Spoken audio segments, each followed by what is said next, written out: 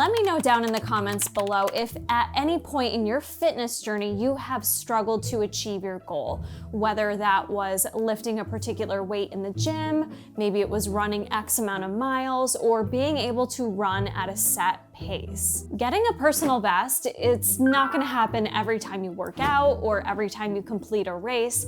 That's just not practical. I am here as a living proof that with a few simple tweaks, you can stop limiting yourself and start achieving what you're capable of. Today, friends, we are gonna talk about how I was able to shave 30 minutes off my personal best in terms of a full marathon and qualify for the Boston Marathon. Now, for my non-running friends, you may have no desire to ever run a marathon or even qualify for the Boston Marathon. Totally understand. But a lot of the tips that I'm gonna give you that helped me achieve this goal are gonna be applicable to you in many of your other fitness goals. Frankly, a lot of what I'm gonna tell you is just a good reminder to quit limiting yourself and remember what you are truly capable of and start believing in it. Now, before we get into what I did differently, let me take you back in time. Let's go back in the hot tub time machine back to 2009, 2010.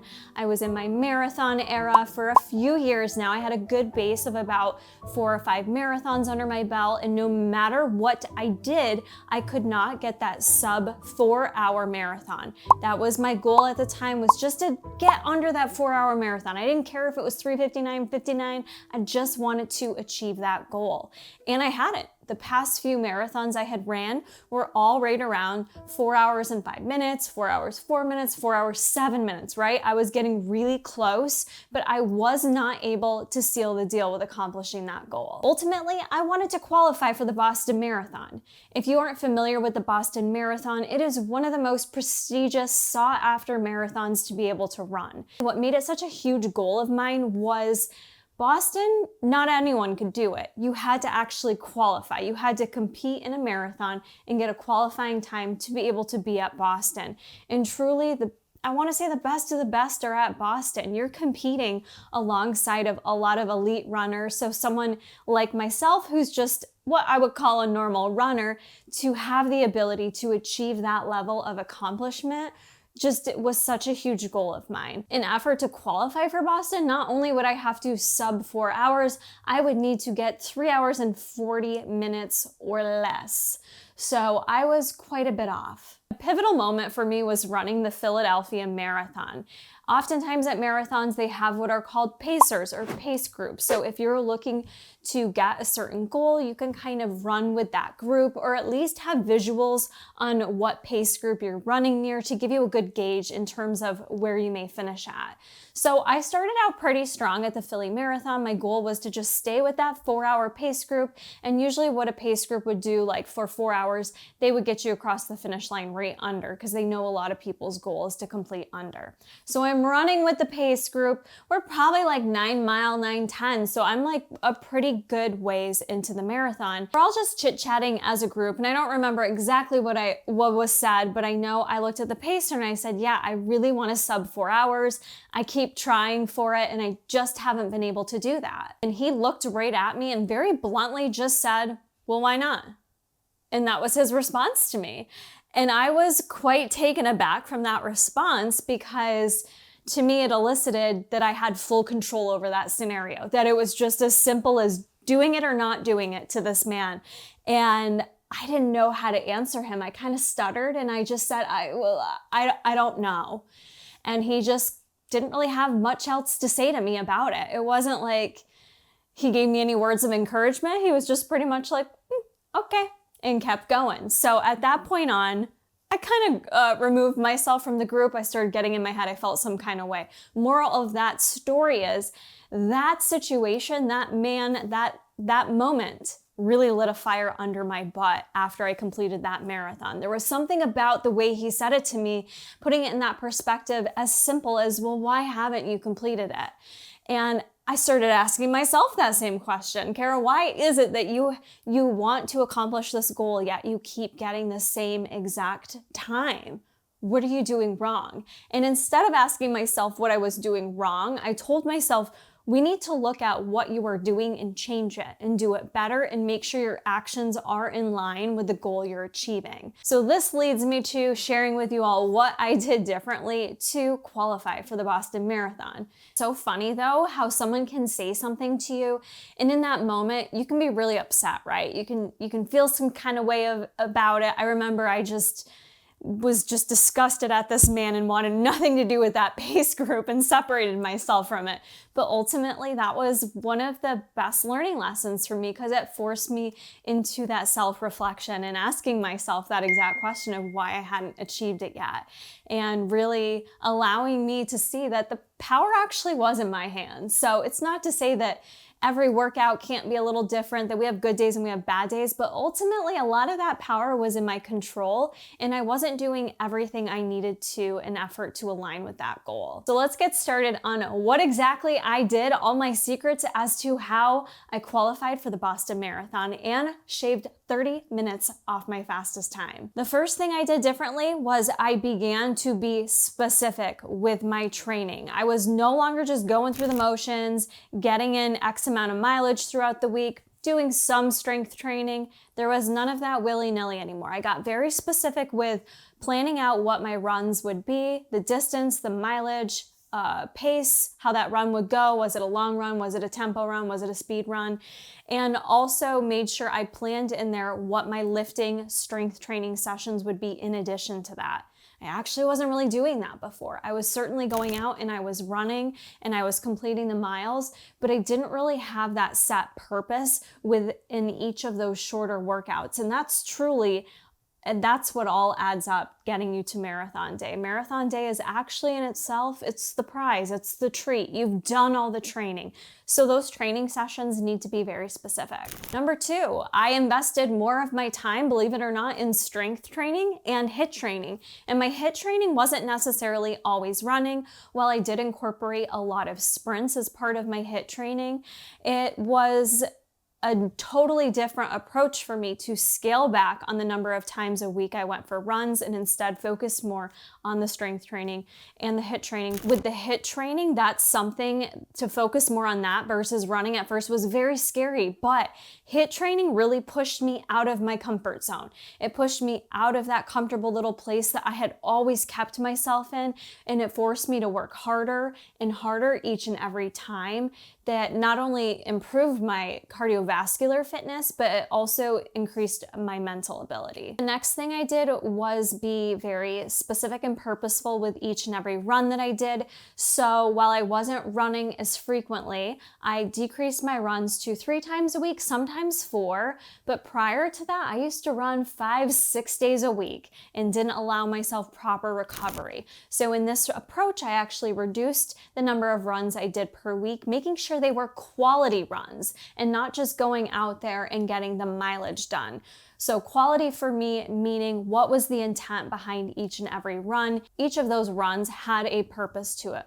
Was it a long run? Was I doing speed work? Was I doing an easier, shorter run? Okay, so I would identify what the run should include for that day, and that was the plan I followed to a T. The next thing I did differently was adjust how I did my long runs. So at this point in time, before each and every marathon, my highest mileage, I would always do I'll say 20 miler. It was usually 20 to 21 miles. For most training programs, people don't do the full marathon distance. You usually run maybe 21 miles, 22. It varies because usually they say the rest you can complete on your own. So at that point, every time I had done a training block, I only did that 20 miler and that was it.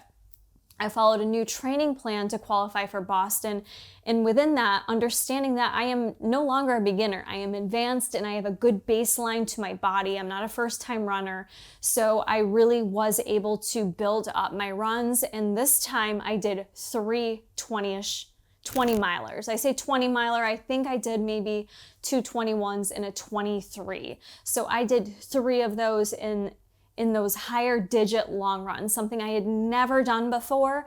But at that point, I was ready for it. My body was ready. I think that really prepared me to handle that last leg of the marathon, because of course, if you've ran 21, you can probably do 26.2, but your body goes through it. You can hit the wall, you can feel the fatigue. So as best as you can, prepare yourself for all those different dynamics, how you're gonna feel, and maybe what you can do to better perform.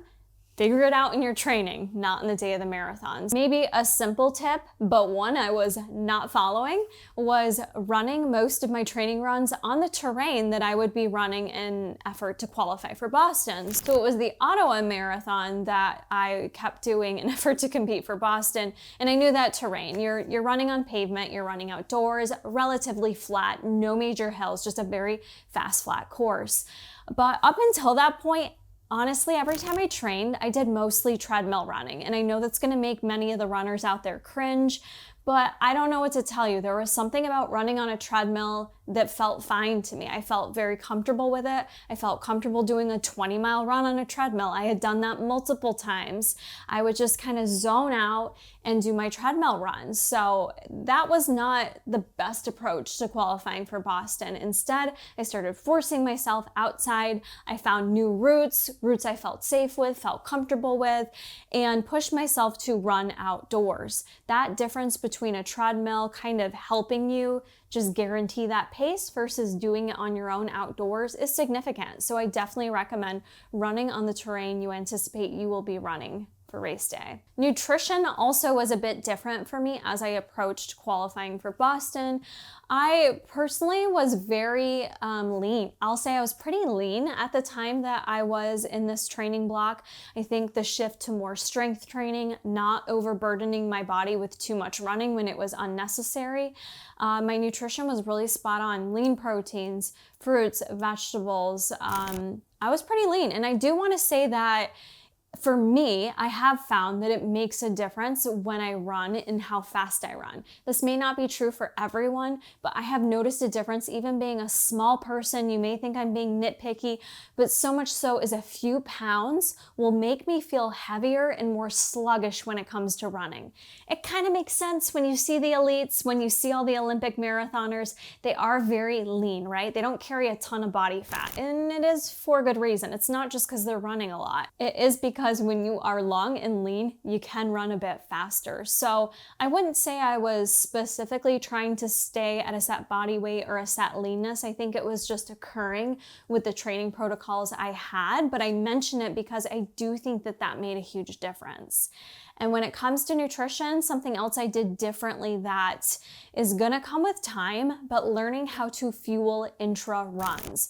You cannot be good at endurance if you're not willing to fuel yourself with carbohydrates and electrolytes throughout that training. You have set amounts of glycogens your body stores for electrolytes, for glucose or glycogen. It is limited, and you're gonna run through it when you are running upwards of 3+ hours. So you need to learn how to fuel within your training runs. And that was something I kind of boycotted for a long time, thinking, well, this makes no sense that I'm running so far and then I'm eating sugar or carbs while I'm running, but that was all twisted.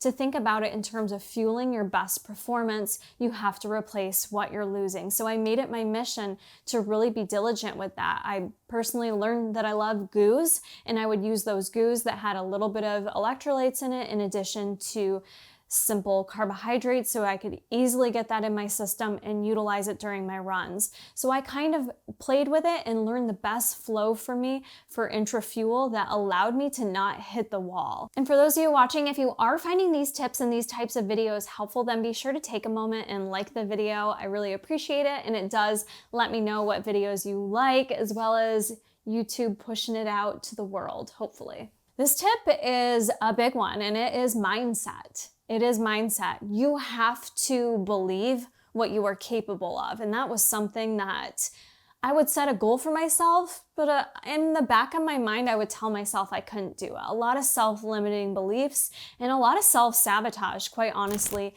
really prevented me from achieving this goal sooner. I would just tell myself I wasn't capable. Who did I think I was, being a marathon runner and thinking I could actually compete at the Boston Marathon? So I started to change my mindset, and a lot of that came from the intensity of my workouts. And I had some really good trainers at the time that pushed you out of your comfort zone. So going back to those workouts, that helped strengthen my mindset.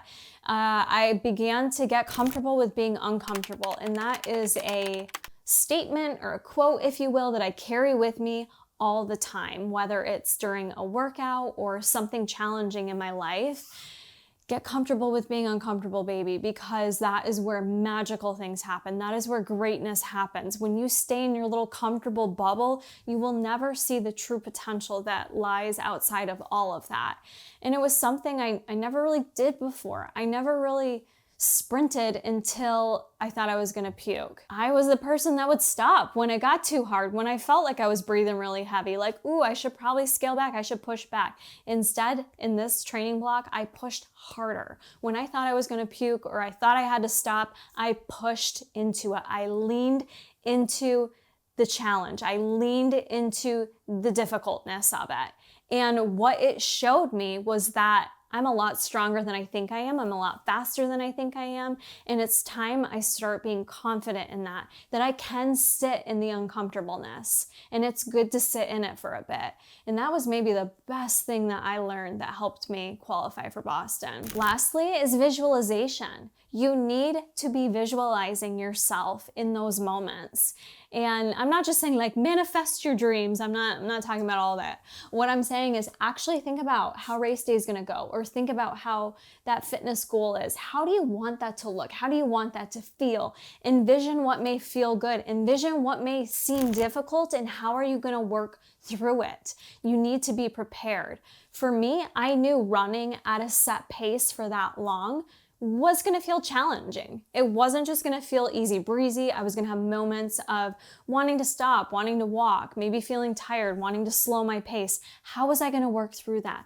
So visualizing what I could do in my workouts leading up to it, and just the day of the race, just really visualizing what I wanted for myself. So with all those things in mind that I changed, and it was quite a bit, but honestly, it was nothing that far-fetched or hard or something I'm sitting here telling you that you are not capable of achieving. I took all of that, accomplished my goal. I ran a 3:36:36 marathon in Ottawa, and I was able to get that Boston qualifier. I do have to say, not only did I qualify, but it was probably the best race I ever ran. I felt incredible. I felt prepared. I knew that everything I had done in my training was everything I could have done. There was nothing more left for me. I put it all out on the table.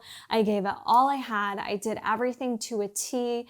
And I knew at the end of the day, regardless of what happened, I couldn't be upset at that. But I also wasn't going to limit myself and not push myself. And I did. I was ahead of that 4-hour pace for the entire marathon. I was smiling. I remember chatting with a guy at the end of the race, letting him know what my goal was. It was just an incredible experience, and it all happened because I created a plan. I stuck to it. I pushed hard. I didn't cheat myself. I didn't lie to myself. I pushed hard and outside of my comfort zone each and every day. So you absolutely have to be ready and able to commit to that. I hope you found this video helpful, whether you're a runner trying to get that BQ for Boston, maybe just trying to get a personal best, or if you're just trying to better yourself in your fitness endeavors. I hope these tips gave you something to think about, something to marinate on. Something that always will stay with me is that self-reflection and asking yourself, look in the mirror and ask yourself, what is preventing you from accomplishing those goals?